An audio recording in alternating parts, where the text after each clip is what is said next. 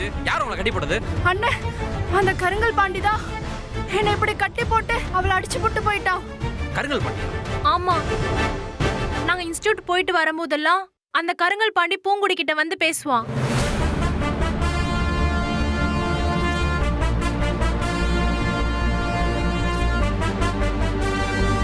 என்னை இங்க கட்டி போட்டுட்டு பூங்குடியை தூக்கிட்டு போயிட்டானா? அவன் எங்க போயிருக்கான்னு தெரியுமா? எனக்கு தெரியலண்ணே.